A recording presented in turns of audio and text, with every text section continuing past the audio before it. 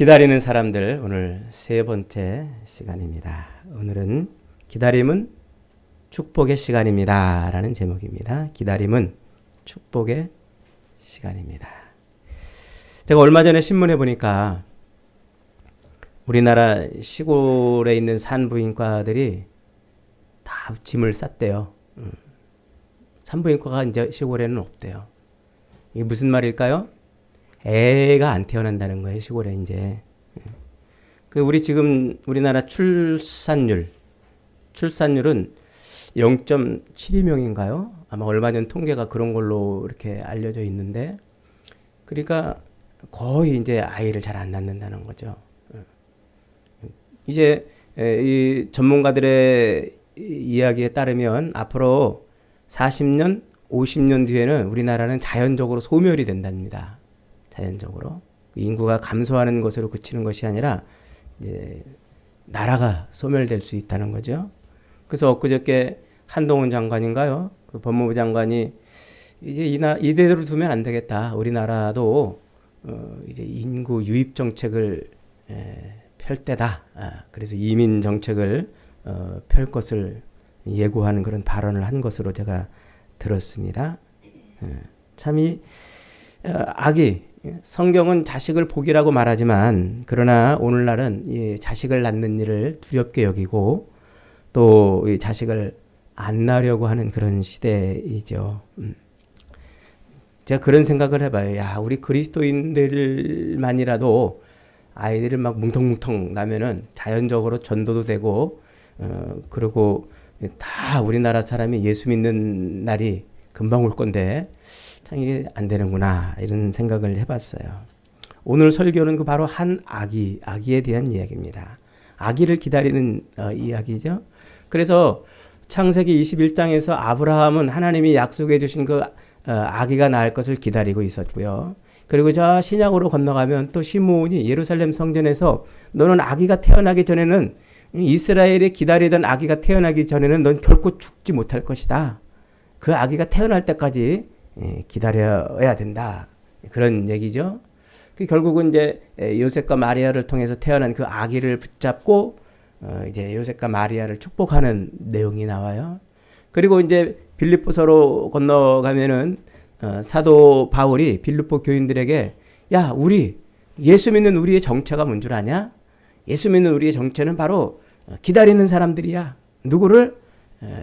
이 땅에 오셨던 그 아기 예수께서 이루어 놓으신 것을 인해서 다시 재림할 예수님을 기다리는 사람이야. 이렇게 이야기를 하고 있어요. 그래서 오늘 설교는 아브라함부터 계속 이어지는 예수 그리스도를 통해서 우리에게 주어지는 하나님의 복이 무엇인지를 말씀을 통해서 나누어 보려고 하는 것입니다. 성경은 한 아기, 이 아기에 대한 이야기라고 해도 과언이 아니에요. 한 아기를 기다리는 이야기죠. 그 아기에 대한 기다림은 태고적부터 시작이 되었어요. 창세기 3장 15절에 가면은 하나님께서 아담과 하와 선악과를 따먹은 아담과 하와에게 이렇게 말씀하십니다. 내가 너로 여자와 원수가 되게 하고 너의 후손도 여자의 후손과 원수가 되게 하리니 여자의 후손은 네 머리를 상하게 할 것이요 너는 그의 발꿈치를 상하게 할 것이라. 아담과 하와를 꼬여가지고 선악과를 따먹게 했던 그 뱀에게 하나님이 뭐라고 저주를 내리시냐면 내가 너로 여자와 원수가 되게 하고 너의 후손도 여자의 후손과 원수가 되게 하리니 여자의 후손은 네 머리를 상하게 할 것이고 너는 그의 발꿈치를 상하게 할 것이라. 이렇게 말씀하고 있죠. 이 말의 배경이 뭡니까? 하나님께서 에덴 동산에서 아담과 하와를 만들어 놓으시고 그리고 생명나무와 선악을 알게 하는 나무를 동산 중앙에 세워 놓으셨어요. 그리고 그 선악을 알게 하는 나무를 따먹지 말아라. 이걸 따먹으면 너는 정령 결코 반드시 죽으리라. 말씀을 해 주셨죠. 그런데 안타깝게도 뱀이 아담과 하와에게 와가지고 그들을 미혹합니다. 그래서 이 선악을 알게 하는 나무의 열매를 따먹게 만들어버리죠. 그로 인해서 아담과 하와는 저주를 받습니다. 아담아, 너는 흙으로 돌아갈 것이고 내 손발이 다 닳도록 일해야 겨우 먹고 살리라. 그러니까 흙으로 지어진 그 인생이 다시 흙으로 돌아갈 때까지, 인생 이 땅에서 태어나서 70 살고 80 사는 그 기간 동안에 뭐 한다고요? 평생 땀 흘리고 손으로 수고하고 애쓰고 그래야 먹고 살 것이다. 그리고는 다시 어디로 돌아가리라? 흙으로 돌아가게 되리라. 그러면서 이 하와에겐 또 이렇게 말해요. 하와야, 너는 애를 낳을 때에 엄청 고통을 당할 것이다. 그러니까 생육하고 번성하는 그런 복을 주셨음에도 불구하고 그 복 가운데에서 무엇을 겪게 한다고요? 고통을 겪게 한다고요. 복을 누리는 삶을 사는데도 불구하고 그러나 그 속에서 애를 낳는 출산의 고통을 겪을 것이다. 그래요. 그러면서 네 남편을 휘어잡으려는 욕망이 솟구칠 것이나 너는 남편의 지배를 받을 것이다. 이런 말씀을 해주죠. 그러니까 아담과 하와에게 선포하신 하나님의 말씀은 네 가지예요. 첫째는 뭐예요? 흙으로 왔다가 흙으로 다시 돌아간다. 두 번째는 흙으로 왔다 흙으로 다시 돌아가는 그 삶, 그 과정, 그 중간의 삶은 뭐다? 수고와 슬픔뿐이다. 그러는 거예요. 그리고 세 번째로는 그 해산의 고통을 겪어야 된다는 것이죠. 그리고 네 번째는 성적인 학대와 차별을 받을 것이라는 것입니다. 그러니까 생명과 노동과 출산과 이런 학대 이런 것들이 그 선악을 알게 하는 나무의 열매를 따먹음으로부터 비롯이 된 것입니다. 이것이 하나님의 징계가 아니라 인간의 그 죄 때문에 받게 되는 그런 왜곡된 삶이라는 거죠. 그러니까 생명나무와 선악을 알게 하는 나무를 그저 따먹지 말고 열매를 따먹지 말고 그냥 그것만 보고서 하나님이 우리 인생의 주인이시구나, 통치자구나 하는 것을 알고 살았더라면 그 죄가 가져다주는 이 망가진 삶을 안 살 건데 결국은 그 죄로 인한 망가진 삶을 살 수밖에 없었다는 것이죠. 하나님의 이 저주, 죄로 인해서 망가진 삶을 살게 될 것이라는 이 예언의 말씀대로 오늘 우리의 삶은 그렇게 온통 망가져 있는 겁니다. 그렇게 에덴 동산에서 하나님의 책망을 받고서 이제 에덴 동산에서 아담과 하와가 어떻게 돼요? 쫓겨나요. 평생 그 에덴 동산에서 살지 않고 거기서 쫓겨나가게 되죠. 그렇게 에덴 동산에서 쫓겨나갈 때 그런데 재미있게도요, 아담이 그 하와의 손을 붙잡고서 갑자기 창세기 3장 30절에 보니까 이렇게 말해요. 자기 아내 하와를 인해서 여자여 이제부터 당신의 이름을 하와라 할 것이다. 이렇게 말해줘요. 그러니까 아담이 에덴 동산에서 쫓겨나면서 이 자기 아내 하와의 손을 붙잡고 가면서 너의 이름을 이제 하와라 할 것이다. 이렇게 말했다는 거예요. 이 하와라는 이름의 뜻이 뭡니까? 죽은 자의 어미가 아니라 산 자의 어미라 이런 뜻이에요. 살아있는 자들의 어미, 모든 살아있는 자들의 어미. 그러니까 이 죽은 자의 어미가 아니라 살아있는 자의 어미라고 자기 아내 이름을 이렇게 불러준단 말이죠. 아담이 갑자기 왜 이런 이야기를 하는 것일까요? 몽땅 말아먹은 여자, 아니면 당신은 나를 넘어뜨리는 꽃뱀, 뭐 이런 얘기도 아니고 그냥 그 하와를 보고서 당신은 산자의 어미라 이렇게 이름을 줘줬단 말이죠. 왜 그렇다고요? 그게 바로 뱀에게 하나님이 저주를 내렸던 그 저주를 이루시기 위한 하나님의 특별한 섭리인 것을 말씀하고 있는 거예요. 그래서 창세기 3장 15절 이하에서 그 아기가 나면 뱀의 머리를 부술 것이고 아기가 뱀의 머리를 부수고 모든 죄에서 너희를 구원할 것이다. 요게 지금 하나님이 아담과 하와를 통해서 한 아기를 약속해 주는 놀라운 약속의 말씀이에요. 그래서 이 아담의 부인 하와의 이름이 바로 산자의 어미가 되는 겁니다. 모든 산자들의 어머니. 이 아내의 이름은 아담에게 그래서 곧 믿음이 됐고 소망이 된 것이죠. 한 아기에 대한 인류의 오랜 기다림. 이 땅에 아기가 태어날 것을 약속해 주시는 그 약속으로부터 인류의 오랜 기다림이 드디어 이제 시작이 되는 거예요. 그 뒤로부터 무서운 속도로 인류는 번성하지요. 그리고 바벨탑 사건 이후에 흩어진 인류는 각 민족과 언어를 중심으로 또 지구촌 구석구석으로 흩어져 이동을 하게 됩니다. 그렇게 흩어졌던 무리들 중에 한 무리가 동으로 해 뜨는 나라, 해 뜨는 쪽을 향해서 이제 동으로 온 것이 바로 이 한민족 아니겠어요? 그래서 이 노아의 그 후손들로부터 한 민족이 여기 와서 세계 곳곳에 민족들을 세우고 저와 여러분의 조상들이 또 된 것이죠. 그렇게 흩어진 민족들 가운데서 하나님이 한 사람을 또 부르세요. 그게 누굽니까? 그게 바로 아브라함이에요. 갈대아 우르에 살고 있던 아브라함을 불러서 그의 인생을 통해서 하나님이 진짜 한 아기를 어떻게 보내주실 것인지를 보여주고 있는 말씀이에요. 아브라함은 75세에 하나님께로부터 부름을 받아요. 부름을 받아서 하나님이 아브라함에게 뭐라고 말씀하냐면, 아브라함아, 내가 너로 너의 자손을 주겠다. 그 자손은 하늘의 별과 같이 많아질 것이고 바다의 모래같이 많아질 것이다. 그런 생각을 해요. 그런데 75살이 될 때까지 아기가 없었던 아브라함은 의구심을 갖습니다. 아니 내가 무슨 아기를 갖습니까? 그러나 하나님은 지속적으로 아브라함아 너에게 씨를 주겠다. 자녀를 주겠다. 아기를 주겠다. 그래서 아브라함은 기다리다가 자기 자녀를 양육하는 생산하는 인간적인 방법을 쓰지요. 그래서 자기 아내 사라의 태가 아닌 아내의 몸종의 태를 빌려서 아기를 낳습니다. 그가 이스마엘이라고 그러죠.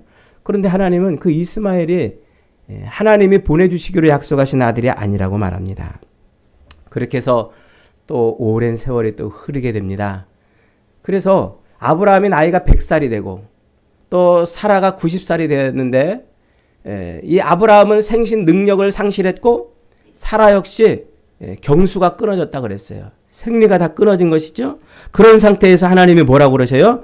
여전히 또 아기를 주신다고 말씀을 하고 있어요. 그러니까 사라가 그 이야기를 듣고 피식 웃어버렸어요. 아이고 망측하게 내가 지금 이렇게 경수도 다 끊어졌고 할망구가 됐는데 무슨 아기를 갖습니까? 아브라함도 이렇게 나이가 먹었는데 무슨 아기를 갖습니까? 천사가 그렇게 피식 웃는 이 사라를 향해서 네가 웃었구나. 진짜 웃음이 뭔지 보여주겠다. 그리고서는 진짜 아브라함의 나이가 100살이 됐을 때, 사라가 90살이 됐을 때 진짜 아이가 생기는 거예요. 인간의 생식 능력으로 생긴 것이 아니라 하나님이 넣어주신 것이죠. 그래서 아기를 낳아요. 근데 그 아기 이름을 뭐라고 짓습니까? 이삭이라고 지어요. 이삭이라는 뜻이 바로 웃음이라는 뜻입니다. 웃음. 하나님이 약속하신 것을 기다리고 있었더니 하나님이 주셨다는 뜻이에요. 그래서 아브라함은 아들의 이름을 이삭이라고 져놓고 하나님 앞에 웃는 삶을 살게 되죠. 그러니까 하나님은 그런 분이에요. 우리의 상상을 초월하고 우리가 할 수 없는 일들을 우리가 도무지 인간의 머리로 계산해서 해낼 수 없는 그런 일들을 해내시는 분. 그래서 하나님을 비웃던 우리를 진짜 웃게 만들어주시는 분. 그분이 바로 하나님이시라는 것이죠. 여러분, 저와 여러분의 삶에도 이런 하나님의 웃음이 임하기를 축복합니다. 우리가 생각할 때는 도무지 가능성도 없고 상상도 안 되는 그런 일들을 통해서 하나님은 일을 하시는 거예요. 그래서 우리에게 우리의 인생을 진짜 뭐하게 하시는 분? 웃게 하시는 분. 한번 따라해 봅시다. 하나님은 우리 인생을 웃게 하시는 분. 다시 한번. 하나님은 우리 인생을 웃게 하시는 분이다.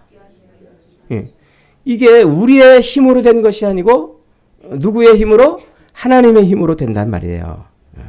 그래서 하나님이 약속하신 것을 뭐하기만 하면 기다리기만 하면 돼요. 기다리기만 하면. 그러면 하나님은 우리 인생을 웃게 하실 것입니다. 그런 복을 누리시기를 축복합니다. 그리고 이제 이 아브라함이 이삭을 얻은 다음에 얼마 안 있다가 하나님은 이삭을 바치라고 말씀하셔요. 그래서 모리아 산 꼭대기에 제단을 쌓고 아브라함으로 하여금 그 이삭을 번제 드리게 하십니다. 그렇게 번제 드리려고 하는 그때에 하나님이 아브라함의 손을 잡으시고 대신 수풀에 걸린 양을 이삭 대신 번제로 드리게 하죠. 그런데 아브라함이 그렇게 이삭을 번제 드리려고 했다가 하나님이 막으시고 수풀에 걸려있는 양을 보게 하심으로 이삭 대신에 양을 번제로 드리고 거기에 제단을 쌓잖아요. 그리고 그 제단 이름을 뭐라고 불러요? 여호와 이레라고 불러요. 하나님이 준비하신다라는 뜻이죠. 하나님이 준비하신다. 그렇게 아브라함이 이삭을 번제로 드리려고 했던 바로 그 장소, 거기에 쌓았던 그 제단이 있던 그 장소를 여호와 이레라고 말씀하고 있는데, 놀랍게도 약 한 500년 뒤에 거기에 뭐가 세워져요? 솔로몬에 의해서 예루살렘 성전이 세워진단 말이에요. 바로 그 장소에 예루살렘 성전이 세워지는 거예요. 그리고 약 다시 1000년쯤 지난 다음에 지금 이제 신약으로 넘어와서 누가복음에 가보니까 갑자기 이런 말씀이 있는 거예요. 예루살렘 성전 안에 시므온이라는 의롭고 경건한 노인이 있었다 그래요. 그가 이스라엘의 위로를 기다리고 있었다 그러죠. 그에게 어느 날 하나님의 특별한 계시가 임합니다. 무슨 계시가 임합니까? 아기를 보기 전에는 네가 죽을 수 없다. 아기를 보고 난 뒤에야 너는 죽게 될 것이다 그러죠. 그러니까 이스라엘 백성들의 조상 대대로 기다리고 있던 그 아기를 보고 나서 네가 죽을 것이다. 하나님이 시므온이라는 선지자에게 그런 말씀을 주셔요. 그러니까 시므온은 갑자기 자기 인생 자기 마음대로 죽을 수도 없는 인생이 된 겁니다. 그래서 세월이 흘러 나이가 들어서 이제 죽어야 될 때가 되었는데 죽지 못하고 기다리는 인생이 된 것이죠. 그런데 어느 날 갑자기 성령의 감동을 받아요. 하나님이 시므온에게 뭐라고 하십니까? 성전으로 들어가라. 오늘 네가 그 아기를 볼 것이다 그래요. 시므온은 떨리는 가슴을 붙들고 성전으로 달려갔습니다. 그리고 거기에서 요셉과 마리아를 보는 거예요.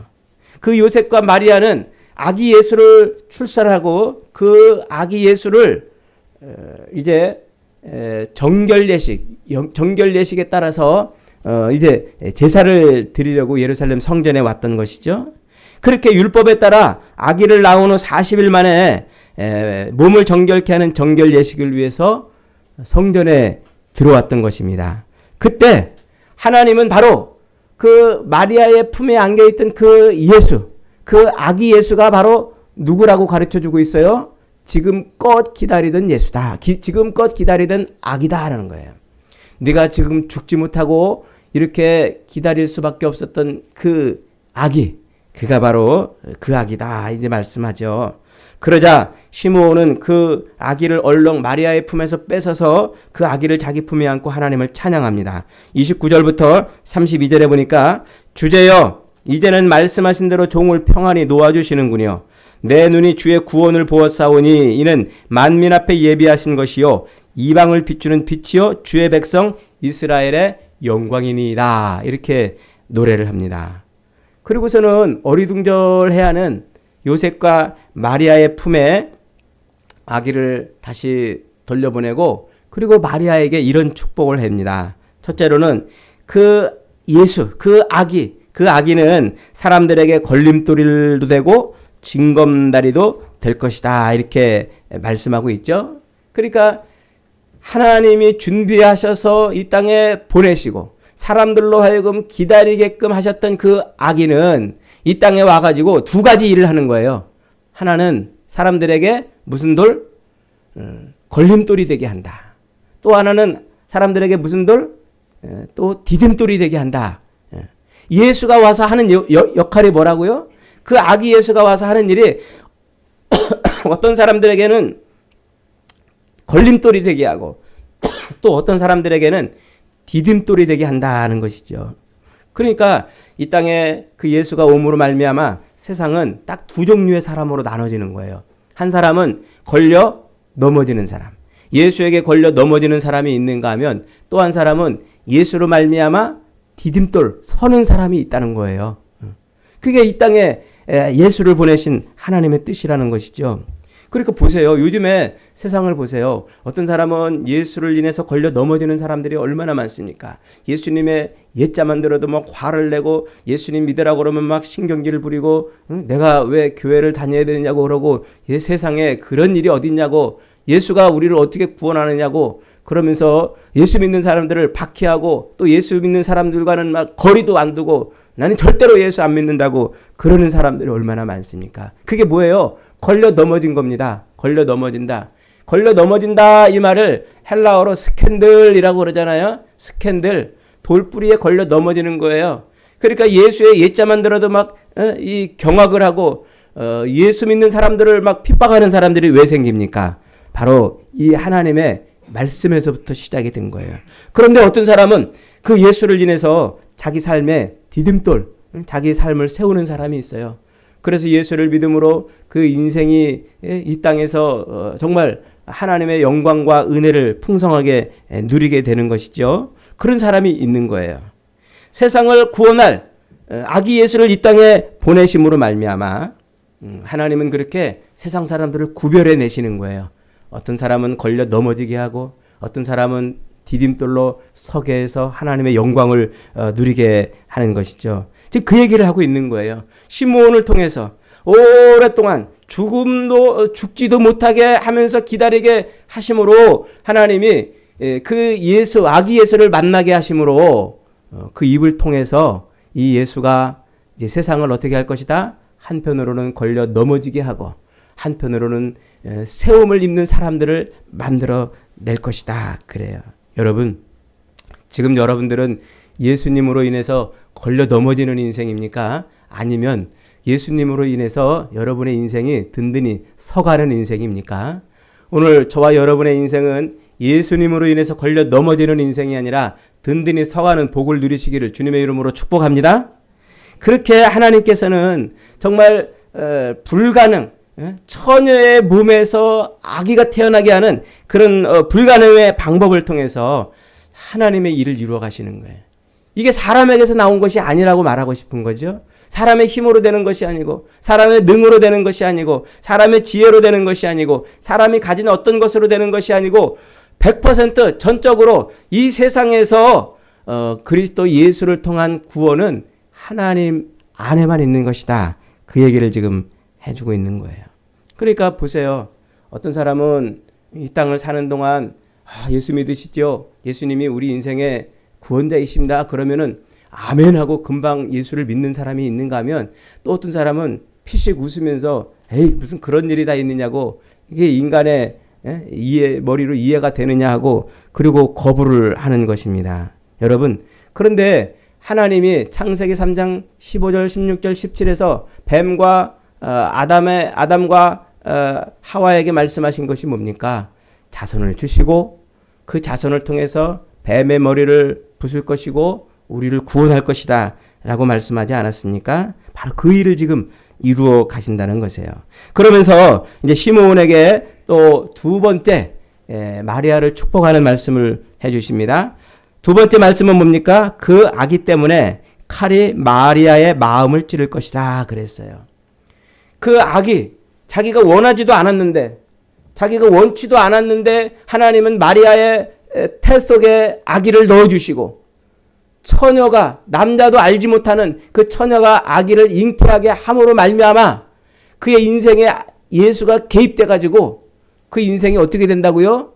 칼이 마리아의 마음을 찌르듯 하게 할 것이다. 그런다는 거예요. 여러분 기가 막힌 말씀 아닙니까? 이 말씀이 뭡니까? 예수가 우리 인생에 끼어들면 우리 인생은 어떻게 된다고요? 우리 인생은 칼이 우리 마음을 찌르듯 할 것이다. 그런 거예요. 이 기대박 아닙니까? 우리가 예수 전할 때 어떤 사람들한테 예수 믿으십시오. 예수 믿으면 복 받고 예수 믿으면 형통하고 예수 믿으면 모든 일이 다 잘 풀릴 겁니다. 이렇게 전하잖아요. 그런데 어떻게 하나님은 지금 뭐라고 말씀하고 있어요? 예수가 내 인생에 끼어드는 순간, 내가 예수를 믿는 순간 내 인생이 어떻게 된다고요? 칼이 내 마음을 찌르듯 하게 될 것이다. 그래요. 예수님을 자기 삶 안으로 받아들일 때, 자기 인생 안으로 예수님을 영접할 때, 그때 우리 인생이 팔자가 바뀌고 부자가 되고 성공하고 형통하고 그래야 되는데, 그렇지 못하고 오히려 칼이 마음을 찌르듯 한다고 그럽니다. 여러분, 이런다면 누가 예수를 믿겠냐 이거죠. 100번 양보해서 잠시 그럴 수는 있어도 끝내는 이 땅에서 성공하고 형통하고 출세해야 되는 것 아니냐는 겁니다. 그렇게 처음 본 노인의 입을 통해서 하나님께서 하신 말씀이 그 아기를 인하여 칼이 내 마음을 찌르듯 하리라 하는 그런 말씀을 마리아가 받았는데, 그런데 그 말씀을 받은 이후로 마리아는 어떻게 삽니까? 실제로 고난의 삶을 살아요. 처녀가 애를 낳았잖아요. 불명예를 벗지 못했습니다. 그리고 게다가 의롭고 착한 남편 요셉은 일찍 죽었습니다. 외로움이죠. 그리고 예수님은 30살이 되어서 또 집을 나가셨어요. 그러니까 장남이 집을 나가니까 동생들은 예수님이 귀신 들렸다고 오해를 하고 형을 찾으러 다니는 이런 일들이 벌어져요. 그리고 얼마 있다가 조금 있다 무슨 일이 또 벌어져요? 예수님이 갑자기 로마 군병들에게 붙들려 가지고 십자가에 죽음을 당하는 겁니다. 세상 말로 보면 왜 이렇게 팔자가 셉니까? 세상 관점으로 보면 정말 재수 없는 팔자가 드센 그런 인생을 살 수밖에 없는 거지요. 여러분, 마리아가 성령으로 잉태돼서 자기가 원하지도 않았는데 자기 인생 가운데 예수가 들어왔어요. 그렇게 예수를 출생하고 난 그 마리아의 삶은 어땠을까요? 정말 마리아는 죽을 때 후회하며 죽었을까요? 아니면 탄식하며 죽었을까요? 아니면 감사하다가 죽었을까요? 십자가 밑에서 신음하며 꿈틀거리는 아들 예수를 바라보아야 했던 마리아는 아픈 가슴을 쥐어뜯으며 슬퍼했을지도 모릅니다. 그러나 그 마리아의 눈물은 금세 웃음으로 변했고 슬픔은 금세 복받치는 기쁨으로 변했을 거예요. 왜냐하면 그 십자가에 달려 죽으신 예수가 3일 만에 다시 뭐했기 때문에? 부활했기 때문에 그런 거예요. 상상할 수 없는 방법으로 자기 인생에 들어왔던 그 예수, 그 예수를 인해서 늘 칼에 자기 마음을 찌르듯 하는 삶을 살게 만들어 놓았던 그 예수가 어느 날 십자가에서 죽었는데 그것으로 끝나는 줄 알았더니 어떻게 했어요? 3일 만에 다시 부활을 한 겁니다. 예수가 자기 인생에 들어온 방법도 기가 막힌 자기의 머리와 자기 이성과 상상을 초월하는 방법이었는데 그 예수가 죽었다가 다시 부활하는 것도 자기 이성과 머리와 상상을 초월하는 방법이었던 것이죠. 그러니까 그렇게 일생 동안 마리아는 예수를 인해서 칼이 가슴을 찌르듯 하는 그런 인생으로 인생이 끝나는 줄 알았더니 그의 인생의 끝이 뭡니까? 부활하신 주님을 만난 거예요. 부활하신 주님.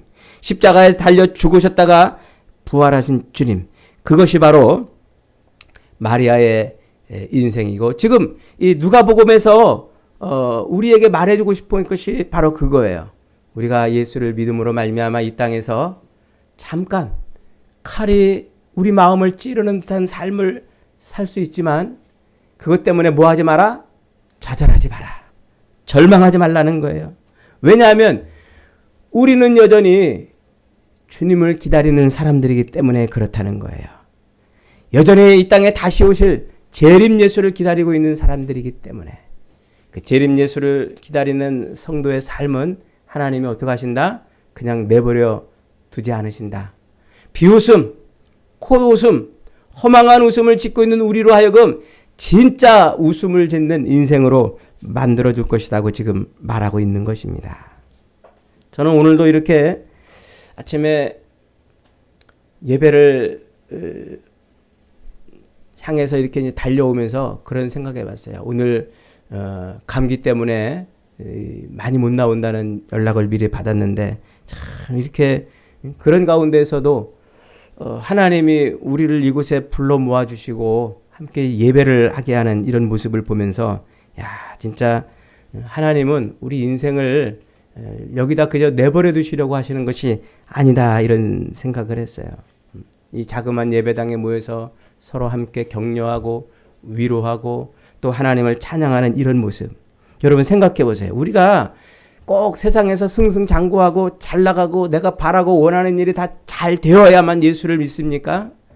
내가 소망하는 일들이 다 이루어져야만, 그래야만 예수를 믿는 것입니까? 그런데 우리가 바라고 원하는 대로 우리의 삶이 열리지 않고 풀리지 않아도 그래도 여러분이 이렇게 달려나와 예배를 하고 하나님을 찬송하는 이런 삶을 살아갈 때 하나님은 여기에 뭐를 주신다고요? 은혜를 주시고 복을 주시는 겁니다. 하나님은 결코 우리의 상상을 초월해서 일하시는 분이시기 때문에 그렇습니다. 오늘 빌립보서 3장 17절에서 이렇게 20절에서 이렇게 말씀하고 있습니다. 그러나 우리의 시민권은 하늘에 있는지라 거기로부터 구원하는 자 곧 예수 그리스도를 기다리노니라고 말씀하고 있어요. 여러분, 성도는 뭐 하는 사람이다? 기다리는 사람이다. 아멘. 주 예수의 오시옵소서. 마라나타. 주님 다시 오시는다는 이 말씀이 임한 성도는 신부가 신랑을 기다리듯 그렇게 기다리는 거예요.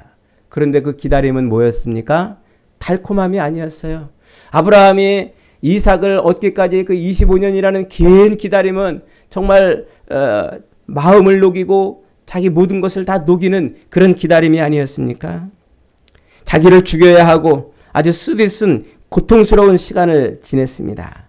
마리아는 그 아기를 인해서 칼이 자기 가슴을 찌르듯 하는 그런 기다림의 세월을 보내야만 했습니다. 그렇게 아브라함이 끝도 없이 기다렸던 것처럼, 마리아가 고통 속에서 기다렸던 것처럼, 오늘 이 땅에 다시 오실 주님을 기다리는 우리 성도들의 삶은 그렇게 끝없는 기다림이고 끝없는 고통의 삶일 수 있어요. 그러나 그런 끝없는 고통과 끝없는 기다림이 계속된다고 그것이 영원하지 않는다는 겁니다. 그 기다림의 끝에는 뭐가 있다고요? 하나님이 우리를 진짜 웃기시는 그런 인생이 된다고 말씀하고 있습니다. 여러분, 주님 다시 오실 것을 여러분 믿으십니까? 예수 그리스도께서 이 땅에 다시 오실 것을 확실히 믿는다면 저와 여러분은 지금 기다리는 사람들입니다. 이 기다림 속에 좀 우리가 원하고 우리가 바라는 것이 이루어지지 않는다고 해서 절망하지 마세요.